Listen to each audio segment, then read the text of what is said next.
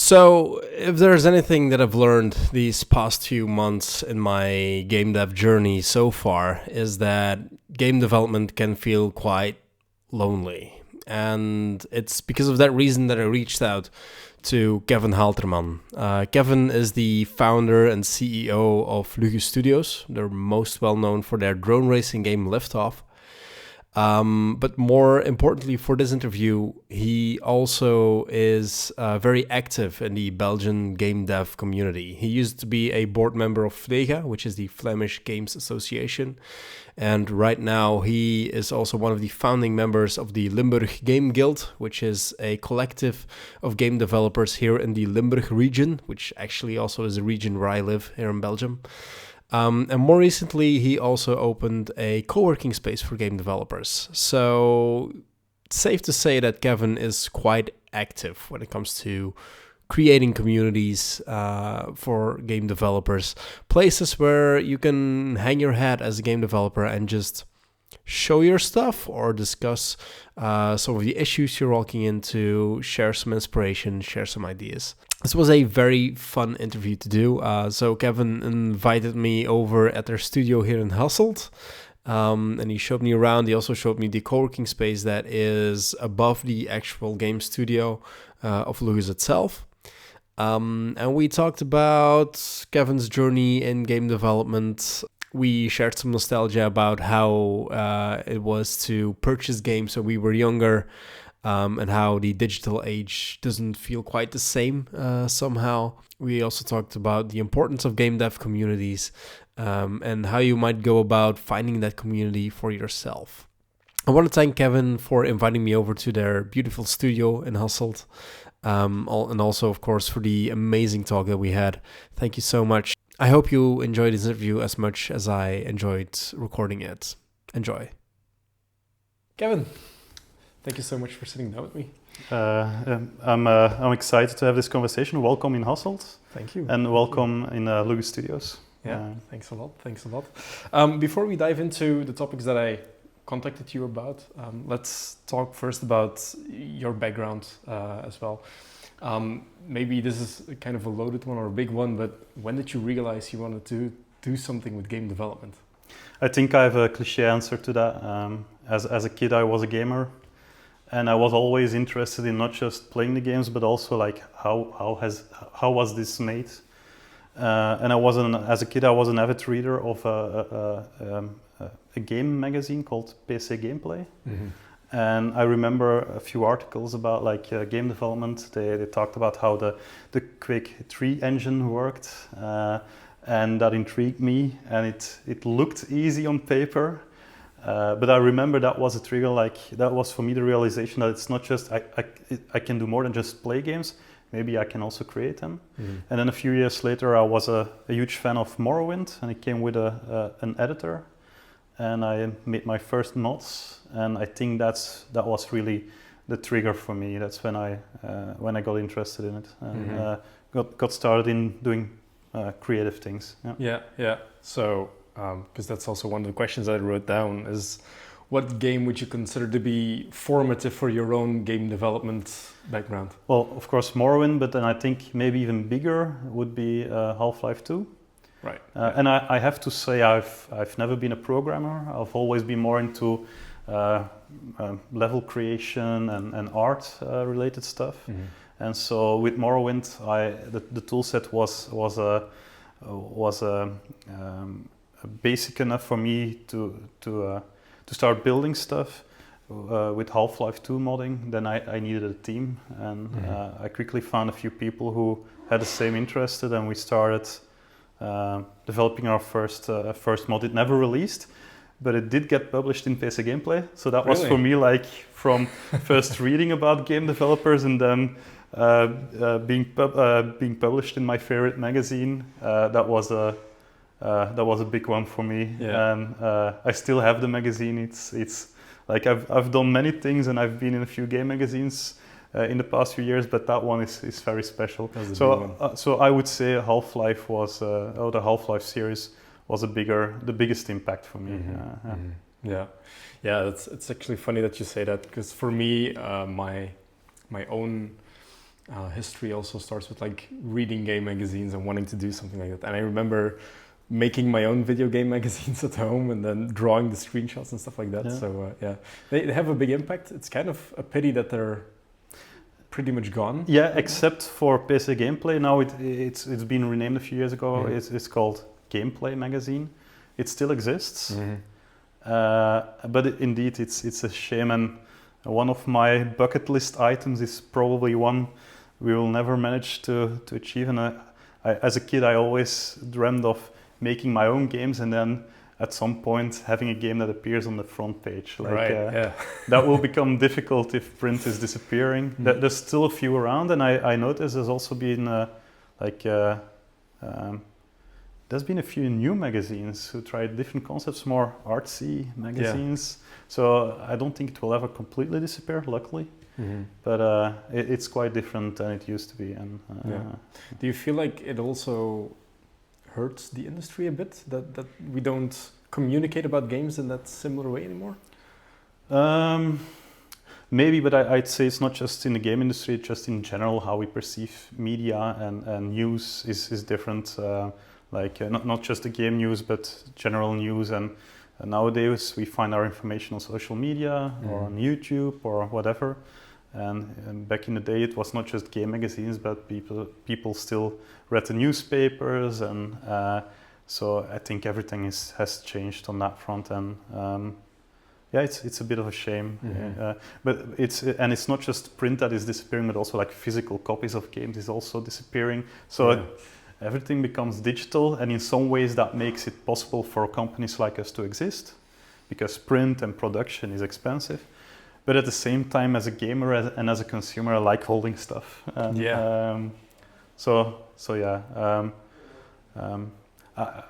wouldn't be able to say how big of an impact it is. I think it has negatives and also positives. Yeah, for me, I'm always kind of like on the fence of what the real value of it is. But I remember, and this might also be a byproduct of being younger and not having that much money, but I remember when you purchased the game when I was a kid, when I was like, I don't know, 12, 13 years old, you played that game to pieces, and it was like the only thing it was like, I have this investment in this now, even if it's a crappy game, we're just gonna play it. That's it. And that's it. This is my investment now. Yeah. And I remember then reading about some games. I remember it was a title. I'm not sure. It was Mercenaries 2, I think it was. Mm-hmm. And I remember it reviewing relatively poorly, especially compared to like the first Mercenaries game. But I was so intrigued by like the art style of the game and like the looks of it. It looked awesome, and it was like, okay, apparently this is not a good game, but I'm still gonna invest hours exactly. And the same thing if you're stuck in a game nowadays, like you go online and you see like a let's play, or back then like the only information you had was in the box.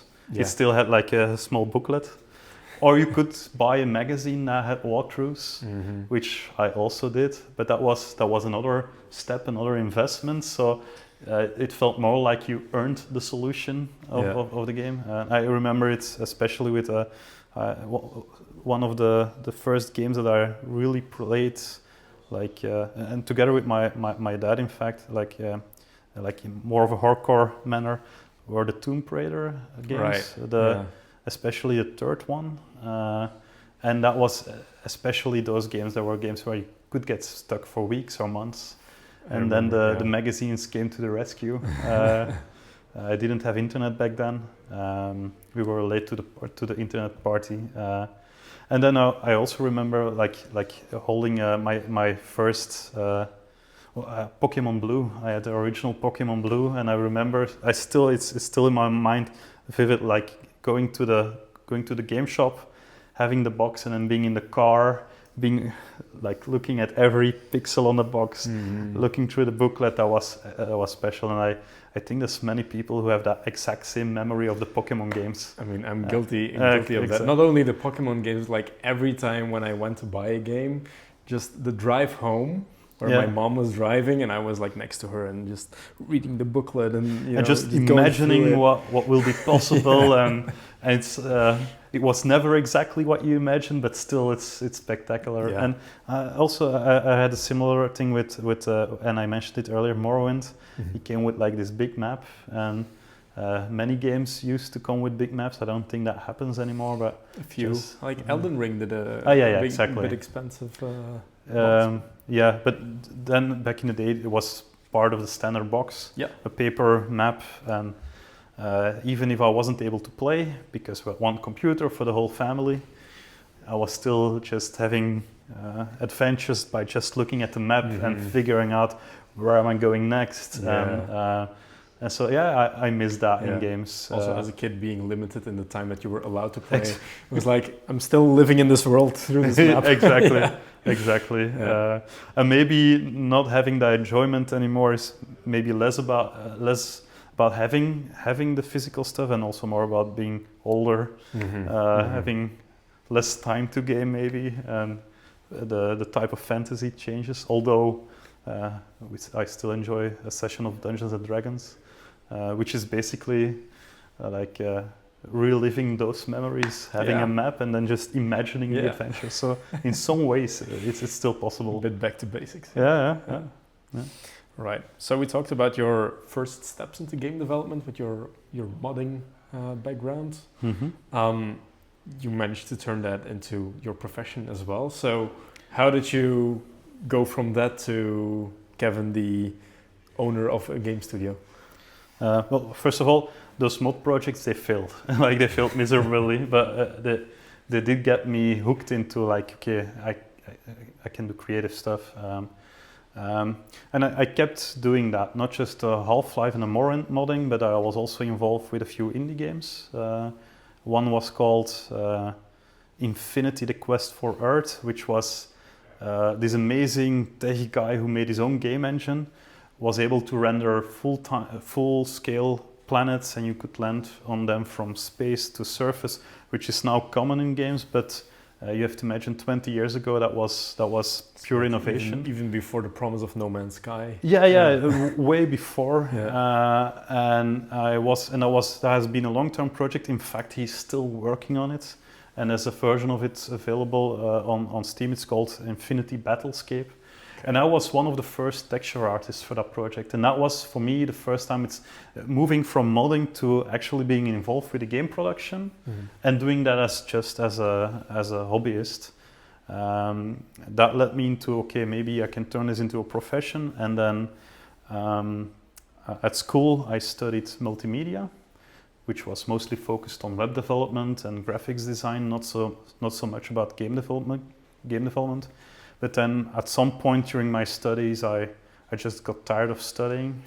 I was close to giving up. I quit my studies, and I was about to go work for Colruyt. They offered me a job to work in Colruyt, and that was the plan. And then my parents, and that was in the summer, my parents suddenly said, "Hey, in Hasselt there's a new school. They have a game development course. Does this interest you?" And I was like, sure, but I don't want to study anymore. But I said yes to my parents, like, okay, let's go, let's have a look. But I had no real intentions of going for 4 more years of studying. And then before I knew it, I was signed up. And that was probably the best decision of my life, because I did my studies, I succeeded, really good score, and then 2 months after finishing my studies, I started the company. We actually, my colleague Tom, who I founded the company with, we were in the same class, did our internship together, and we already knew during our studies that we would start a company. And it was during the presentation of our final project, school project, that actually we got our first client. They saw what we did as our final project, and they said, well, we have a bit of budget remaining, and maybe you can help us out with a project we want to do. And that's how we got started. We had to quickly found a company to sign that contract, and that's a bit of the story. There's a lot of nuances and details that I'm leaving out, but still. But you actually went from school straight to running your own studio, basically. Instantly. In fact, and this is quite funny. we already had a company name, and we played the company already on our master years. So we already had a name, a LinkedIn page, a web page, and we already started imagining, okay, what will be our first projects? And I remember also having our first meetings at school, but the school didn't know that. The school thought we had we had to write a paper and do a final project, and these were people who were mentoring us, they thought. And so we arranged like a classroom where we would have our meeting, and the teachers, they brought coffees and cookies. And we were actually having our very first business meetings, which is quite fun if you think about it. So we were already in some ways role-playing, having a business during school, and then immediately after finishing our studies, it was the real deal. Yeah. How valuable would you describe having that academic background in game development? That's a good question. In terms of skills, not that much, because actually our studies were very theoretical, less practical. We had like 4 hours per week of game development, and all the other hours were art history, literature, like a bunch of philosophy, art history, like a bunch of theoretical things. So in terms of practical knowledge, it wasn't that important, but what was key for me was just having the time and the space to explore, like, what is it really like? What can I do as a profession? Doing the internship had a big impact. Mm-hmm. So that was also tied to the course. An internship, that was what really triggered us. We had a fantastic internship experience at a Dutch company called Vertigo Games. They still exist. They're quite big. They made, for example, Arizona Sunshine for VR. It was in Rotterdam, and that's basically when Tom and I, my co-founder, we said, okay, if we want to get a job in the industry and we have to go to the Netherlands to find an internship, then it's going to be really hard to find an open position in Belgium. So let's start our own company. Mm-hmm. So that was the real trigger. And then, so basically the school was great into finding the right people, having an opportunity to do an internship at a game company, and then having just time to figure things out as a young adult. Mm-hmm. It was key, but doesn't mean you have to study game development in order to get into the game industry. So you'd say that really the skills themselves aren't really the reason why you would study? Not at that point. Okay. I know nowadays, I mean, that was 15 years ago. Those school courses, they have evolved immensely. Now it's very much focused on the practical stuff, and I think students are much better prepared, and so I think it has seriously improved also in terms of learning skills. And so 15 years ago, not so much. We were also the first year, so it was like more of an experimental year. Yeah. But nowadays those courses have matured. You were doing the early access phase. Yeah, we were exactly. Exactly. Okay. Good description. Yeah. Right. So then you started with LuGus, which you mentioned clients. You're not your typical game studio that's like, we have our own projects, but you really work for clients. Can you so for the first 3 or 4 years, we exclusively did game development as a service, meaning that instead of creating our own games, our own IPs, and putting them into the market, we did what they call business to business, so making games for other companies, organizations, government, institutes. And so the clients would come to us with a game idea, and we would tell them it's very expensive. And if they said, that's fine, we have money enough, then we had a project. Something like that. We were lucky. We were able to start with the first contract, which was Janssen Pharma, which is immediately like, it is a big pharmaceutical company. And that kickstarted our company. And that was a nice budget as well. And I remember concluding like, wow, that was easy to get an assignment, and if we only have 2 of those every year, we'll be fine. Yeah. And then after finishing the project, we said, okay, let's start looking for the next assignment. And that's when we realized it wouldn't be It's a that bit easy. harder. So we struggled a lot in the beginning, which is normal. Every startup struggles.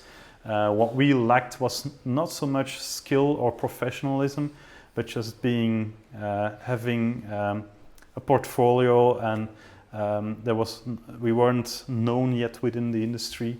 Now the companies come to us because when they look for a game studio to do something, they'll find our names and they'll see what we've done, or people, clients, they talk to each other. But as a startup, you don't have that luxury. You have to reach out to them. Yeah. And it's not something where you pick up the phone, call a random company and ask them, hey, do you want the game? And it costs this amount. Like, it doesn't work like that. I tried. I did cold calling. It doesn't work, of course. That was nerve-wracking. But somehow it was a struggle, but somehow we managed. We got a few small projects here and there, just enough to pay the bills. We survived, and that survival took a few years, and then, Now, creating a game is a non-linear process. You go back to the drawing board a lot of times as well. How do you rhyme that with, like, you have a client that expects something at a given deadline? How do you work around that? That's a really good question. It's a really hard question to ask, to answer. And in fact, we have this running joke that 99% of the clients, when they talk to you, they're like, we don't know what we want, but what will it cost? That's basically the question. We're not sure yet what we want, but what will it cost? Yeah. And the answer to that is somewhere between 10,000 and 10 million. And that's the truth. Like, it's somewhere in between that, depending on what you need exactly. And so typically there's two ways to work with that. Typically you ask the client like an exact list of what features do you want, and you talk to them, and it's a whole creative process, figuring out with them what do they need. It's less about what do they want, but what do they actually need. Yeah. And then once you have a substantial list, then you can put some work hours on it. And then it's a bit of a gamble for you as a game developer, and a bit professionalism in some ways, to make sure that if we say, well, this will cost us 10 hours to develop, if it takes 11 or 12 hours, that's on us. I mean, the client pays what we tell them. But at the same time, what we noticed, and that was becoming, by doing this more and more, by just having people in front of us and having that conversation, within a few seconds of talking, we already had an idea, well, they will have a bit of a budget, like this amount. So it's like a gut feeling. You start to get a feel for what do people have budgets based on the type of questions they ask, in what order they ask questions, and that also helped us within that conversation to steer the conversation to a direction that makes sense for the client. And so it's less about what can you do, or what will something cost, but more what budget do they have and what can we manage within that budget. But it's a good question. It's a difficult one to answer. Yeah. I'd love to say that everything, each time we said, well, it will cost this amount, that we managed within that amount. And you hit that. But most of the time it worked out, but sometimes you have some unexpected issues or challenges, and that's part of the process. Now, of course, I can imagine you start a studio because you want to build your own games as well. Did you ever balance that with like these projects, or was it always we're working on something for ourselves, or we're working on something for a client? Well, actually, we from the moment we started the company, we knew we wanted to do work for hire projects, because and we quickly and that, I mean, something that we also realized is that if you have great clients, the projects you make are as gratifying as making our products. You have a client who's happy. You are sure you're going to get paid for the work, which is not always the case if you make your own game and put it in the market. You're not sure if there's people waiting. So we basically, for us, the balance was less about having a drive to put our own IPs in the market, more about, okay, these client projects, can we make them fun for us? And at a later stage, when we had the luxury to do so, we were also able to say no to clients. If they came to us with a certain concept, we were able to say, well, of course, in a nice and professional way, this is not the right fit for us. And so making sure that we would work on the projects that we enjoy. But at the same time, of course, there's always this dream of making these games that you always imagined. And to answer your question about how do you balance that, in between projects for clients, we made prototypes. We experimented, and sometimes these functioned just as cool portfolio pieces. But at other times, it was also a process for us to get a process of necessity in a way, because working for clients is fun, but at the same time, it did not allow us to grow or to remain stable, because we were depending on are there clients? Do the clients pay on time? Are the clients easy to work with? If the answers to those things are no, then there's no pay.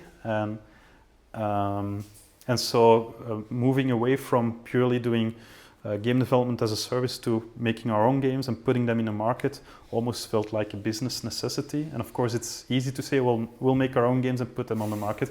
But after a while, we did manage. And yeah. Yeah. I notice in everything that you do that you have a clear niche that you target. Like, I remember, we know each other for a while now, the first time that I met you, the tagline of the company was "Serious about games." Yeah, it's still in some ways. Yeah. In fact, we have a coat of arms. We're the very first game company in the world with a coat of arms, and the coat of arms motto is basically "Serious about games," but in Latin. Okay. And it's published in the Belgian state papers, really? And was signed by Minister President of Flanders. So it's. And so the slogan is now part of its real canon. It's okay. Still our slogan. Yeah. Oh, that's great! I didn't know that. Yeah, that's cool. It's a nerdy quirk. I'm into that sort of things. Yeah. And of course, but yeah. Sorry for the tangent. No, that's fine. That kind of drives home the point that I'm trying to make. Like, you really. Pick a direction and you say, okay, this subsection of what we can do is what we're going to focus on. You did it with the serious gaming stuff. Yes. And then you also have Liftoff, which is probably the game you're most well known for. Yes. Which is all about FPV role. Yeah. So for those who don't know Liftoff, it's fine. It's a niche market, but we're more known as a company who does things in the drone industry than in the game industry, because for the past 10 years, we've been working on these serious drone simulation games. It's a whole franchise now. And almost every drone pilot in the world starts with using a simulator. Yeah. And there's a high chance that it was Liftoff. And although it's our own production, our own games that we put in the market, and of course, although many people use it just for entertainment and for having fun, there's a serious aspect about it, because every second that you fly in the simulator is like flying a real drone. The skill really translates from game to real life skill, which is serious in a way. So again, the slogan "Serious about games" is fitting in a way. Although it sounds very businessy, but still. It's a hook into everything that we do, and then the focus on niche projects makes sense from a business point of view. Of course, I said I was a huge Half-Life 2 fan and a Morrowind fan, so I'm into shooters and RPGs. But that's such a big saturated market with companies that have thousands of employees that make these games. We as a small company, we can't compete on that market. And of course, nothing is impossible. And if you try enough, then maybe you might have some successes. But still, there's much more to be found in much more opportunities in niche markets that are underserved. And we really enjoy being able to create something for a market that basically having as we say in Dutch, gat in de markt, an open market opportunity, and then building something, having a whole audience that is appreciative of a company that actually made something, and we get our enjoyment out of just serving a community, basically. Yeah. You mentioned community. It's an important part of your games. Well, next to LuGus, you're also involved with some other projects. One of those is the Limburg Game Guild. Yes. Which also is a big community specifically for game developers here in Limburg. You're here in Hasselt. It's yes. Is it also in the Netherlands, or is it only? It's currently only Belgian, Flemish game developers, and I'm not sure about the game industry in the Dutch Limburg. We used to have contacts with one of those companies, but it's we're open to inviting them as well. Let's say it like that. Yeah, yeah. So it's interesting to me because you also have like a past with the Flemish Games Association. Yes. So you're very connected in the Belgian gaming scene. How important is this community aspect for game developers? I think it's key. Otherwise, I wouldn't be involved with it. And as you mentioned, I've been involved with FLEGA, the Flemish Game Association, for 8 years, which I had a great experience with that, and I was really involved with many of the big conversations.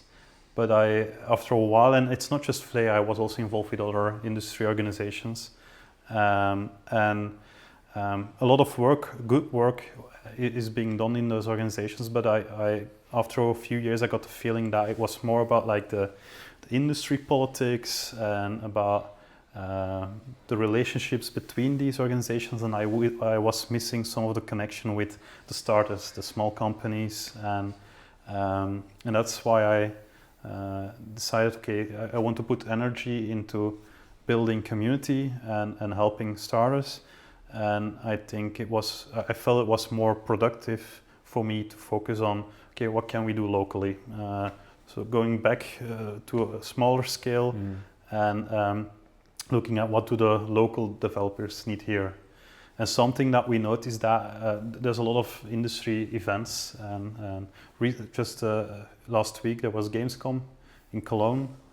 And what we noticed that we met a lot of Limburg game devs in Cologne, or when there was an event in Kortrijk, for example, which is about the same distance from Hasselt, Cologne and Kortrijk. And so, and after a while we were like, okay, why do we meet each other only in Kortrijk or at Gamescom? Why don't we go for a pint in Hasselt, have a drink, have some conversations, meet regularly? And that's how the idea started. And I have to confess, it's not just my idea. There were other people with the same ideas. And it's just when we noticed that we all had similar ideas that the idea that we kicked off the idea of, okay, let's do regular meetups. We'll give it a name. It was decided as a community that will be called the Limburg Game Guild. There's also a Discord community which is quite active. And there's a lot of like we do on the Discord, for example, we do a Friday showcase where we encourage developers to show their unfinished work only to each other, not to the public. And that is really fun because now not only does everyone notice, well, there's actually a lot of game developers, not just in Hasselt, but also in Limburg in general. And we're all building cool stuff, and now we finally know what everyone is doing. And so that really works. And why I think it's important is that on those meetups that we do, and it's like we start with 30 people, and the last time there were 70 people. And it's all only Limburg game developers, but sometimes a few game students sneak in as well. And the students that sneak in, almost all of them have now, like it somehow has triggered them to start their own company and start becoming creative as well. And that's what I wanted. That's what I was hoping for. Not just me, the entire community, to just inspire each other and to give people the idea that there is community, there is stuff happening. And you're not doing it alone, and it's one big group of friends basically. And so as long as people keep coming, and there's always more and more, it's a mission accomplished. If people stop coming, then then there's no reason for it to exist, and then we'll stop it. But so far, it keeps growing. Yeah. So if you ask, what about the Dutch game devs? Well, maybe even bigger. Maybe after this interview, they'll see, hey, we have to be Yeah, a part of yeah. this. Yeah. I actually was quite surprised because you invited me to it as well. I live in Limburg as well, so that's the connection there.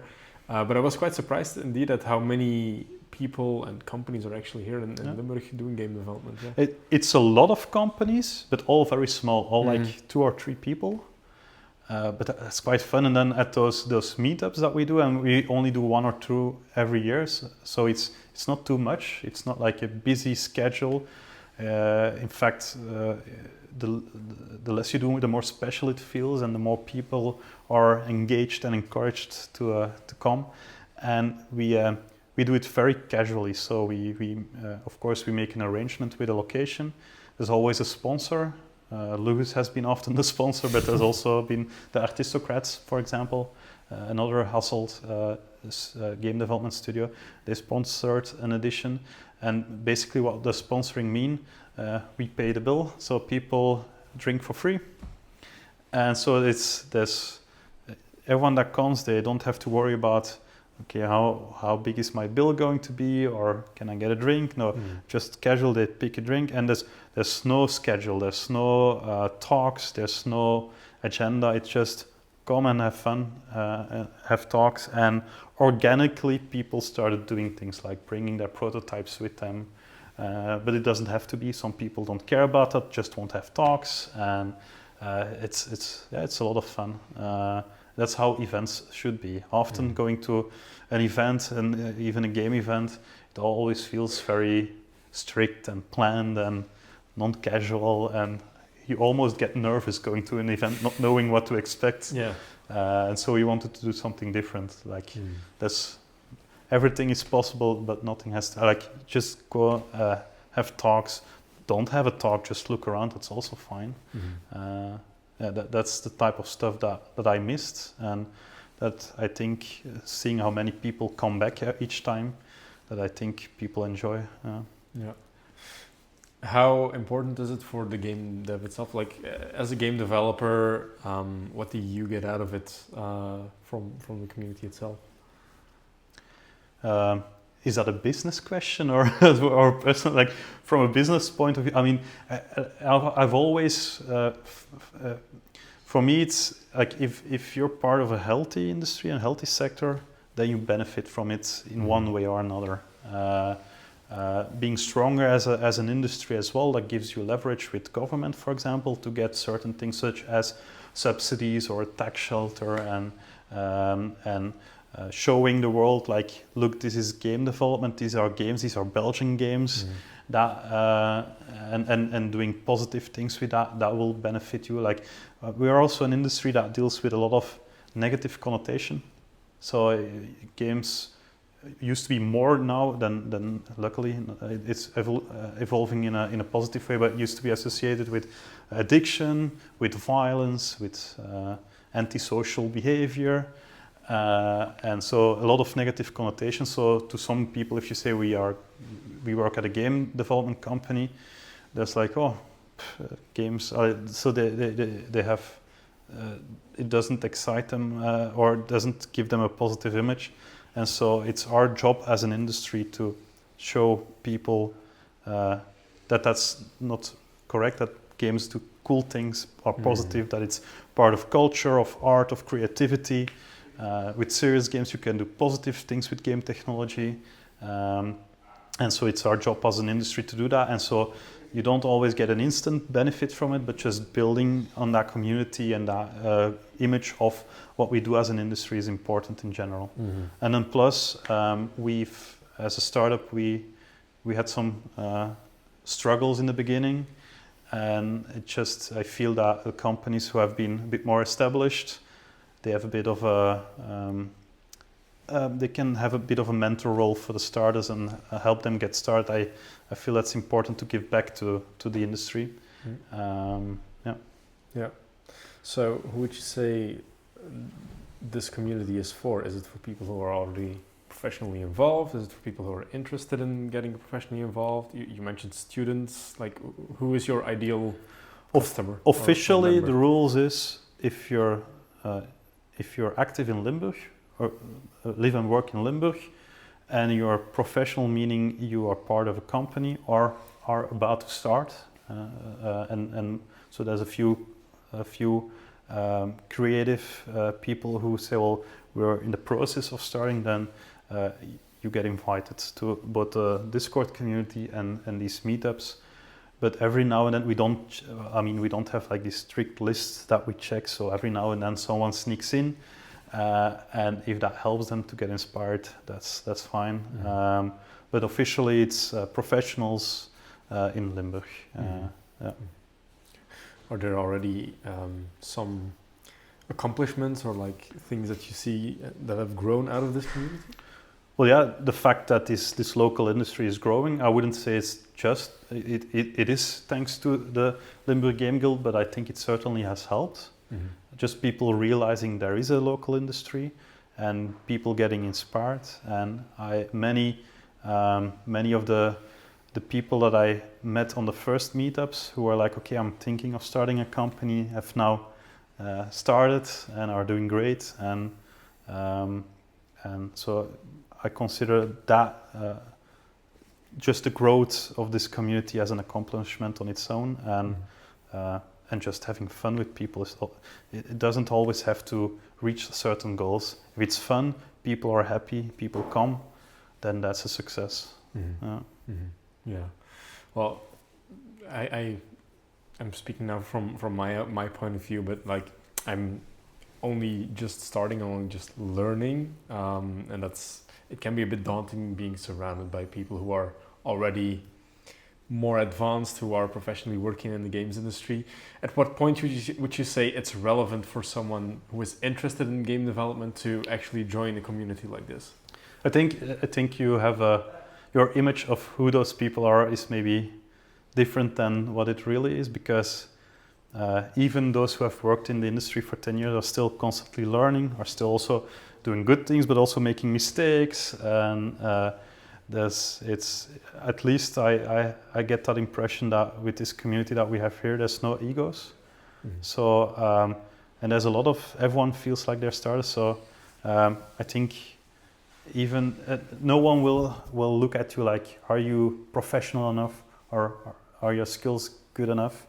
They will look at what are you creating, how fun is it, how creative is it, and that is not purely depending on purely your skills. That's also about your creativity and your enthusiasm. And so it's a very welcoming community, very open community. Luckily, no egos, or almost none. So don't feel any pressure. Don't feel like you're not good enough for this community. That's not what it's about. It's you don't have to earn a place to be part of this community. It's the opposite. The more people that can get inspired by what they see, and the better. In fact, in a ways, if you go to one of those meetups, you might think, well, if this bunch of idiots can do it, I can do it too. Which is, but I say that with the best. What you quickly notice that there's no such thing as professionalism. It's all, we're just all people who either try or act like they do things, and it's just everyone's just having fun and doing stuff. It's not too serious. Although our company slogan is serious about games. It's none of it is very serious. Yeah, I think especially if you're a solo game dev or you're like a hobbyist, it can be you can feel pretty lonely at some points. Yes. Would you consider it crucial for someone at that in that situation to look for a community? So it depends on the person. Some people work best within their own mind and within their own process. Others work best surrounded by a community. So it depends on the person and what they look for and what drives them. And And it's an interesting question because and it's not just within the game industry or as developers, but we come from a point where there was this big hype of remote work, where as a result of the whole COVID thing, everyone, it became a thing about maybe doing work from home instead of at the office. And we're slowly seeing a return to people saying, well, actually, remote work is fun in some situations or works for me, but then others are like, I want to have that connection with a team and the people and the community and being part of a structure as well. And so, again, it depends on the person. Yeah. Well, I think it's a beautiful thing that you've set up here in Limburg. There are other places with other communities. But if you are in that situation where there's seemingly nothing in your neighborhood, how would you go about that? Would you look for a community online, or would you maybe give some tips for starting your own community? How would you approach that?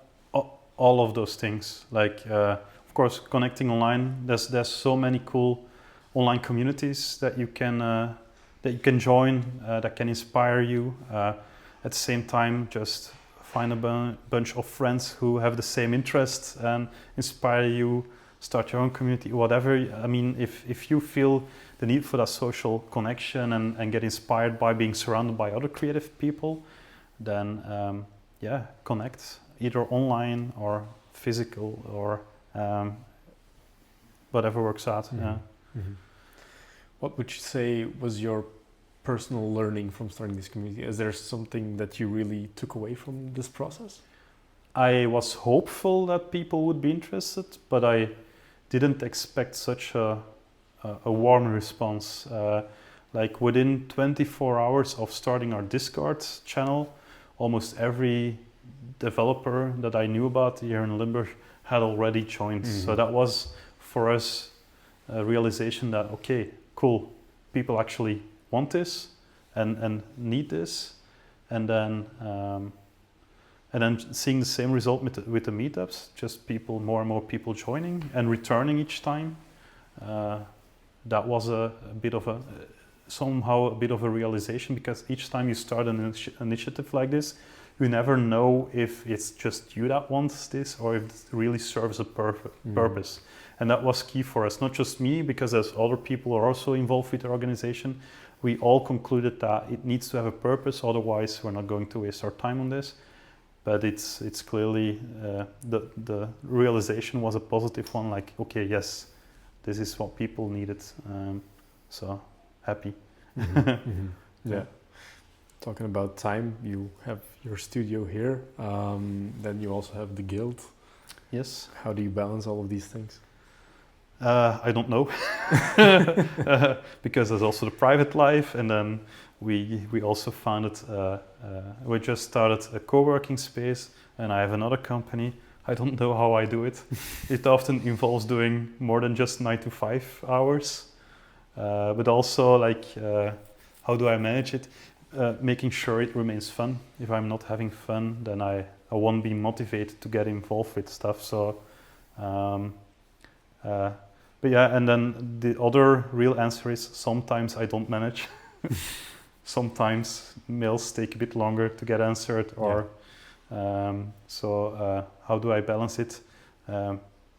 As well as I can, and I should balance it even better in the future. That's an honest answer. Yeah. Okay. You mentioned the co-working space upstairs as well. It's now in the trial period, so you're having your first, I'd call them like guests or guests basically. So so within this building that we have, we were lucky to have the opportunity to acquire 2 more levels, and we decided, like, okay, the Limburg Game Guild community has so much fun. What if we can somehow transport some of that community connection and that fun and the idea of being surrounded by creatives? What if we can get that all under one roof? And so we decided to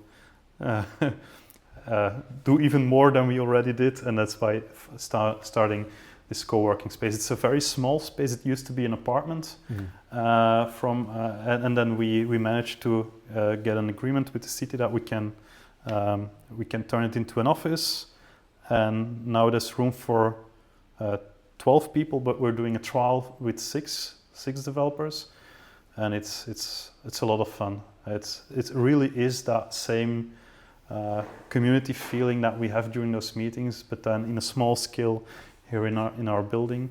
And actually, one of the other organizers of the Limburg Game Guild, Jonathan from Business Goose, he's also one of the guests right now. And indeed, we're doing a 2-month trial, see how things go, collect feedback, then we'll change up a few things in the building, like in the infrastructure, maybe even in the contracts or the community guidelines or whatever. And so basically doing an early access like a game, do a test, collect feedback from the users, and then doing something productive with that feedback. And then hopefully those changes won't take too much time, and they can get started officially. But it's very small. It's less like a typical thing. It's less like a typical co-working space and more like a bunch of roommates. So it's also important that the connection is good, that the feeling is good between the people, and that's the biggest challenge of them all, is making sure that people connect. But so far it's been amazing. Yeah. So because there are clear benefits of working together as a team from one studio, as you mentioned, like after COVID, you see that some people actually felt that need of returning to the office. It probably also helps with the creative process to just be able to communicate more quickly.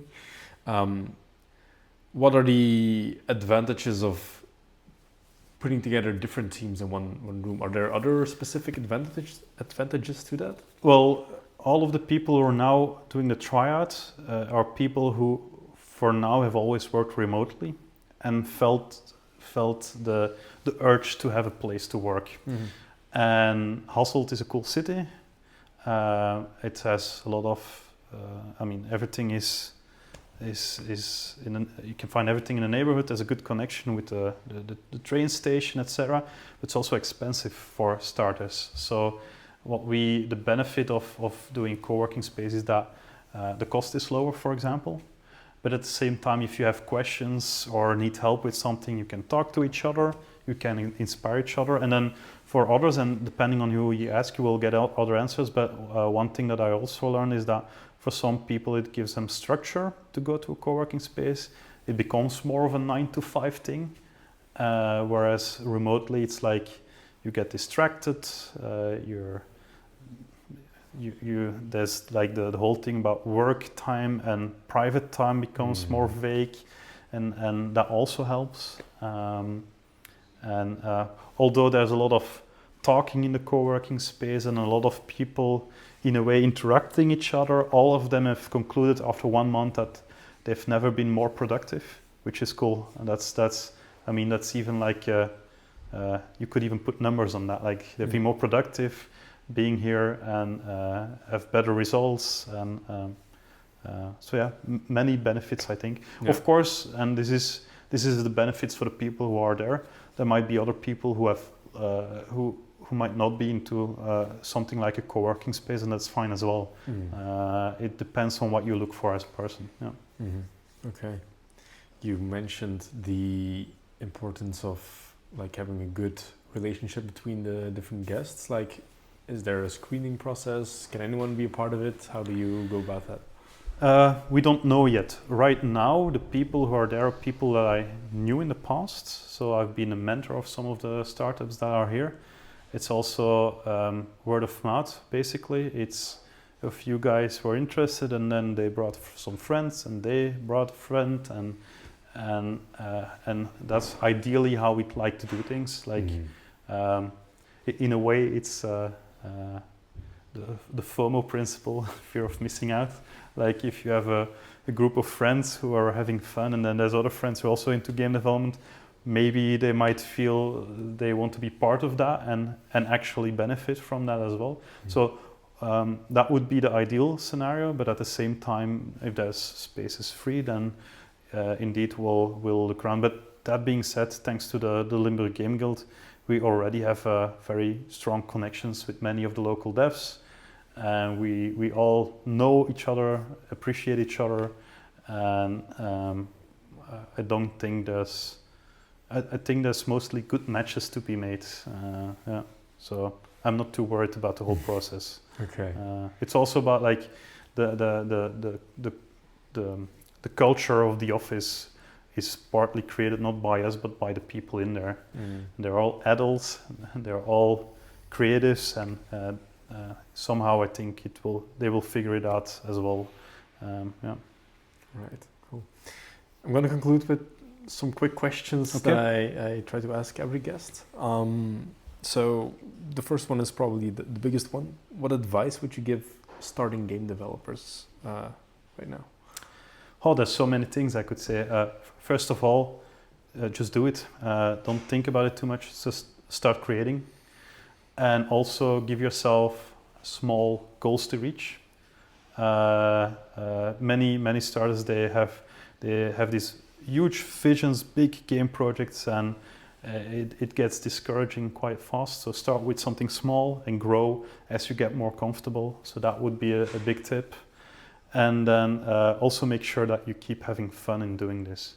If it becomes a struggle, then go for a different concept, or do something else instead, or for a while, or maybe you will find your enjoyment out of other creative processes that are maybe not game development, but could be something different. But just make sure that what you do is that you enjoy yourself. Yeah.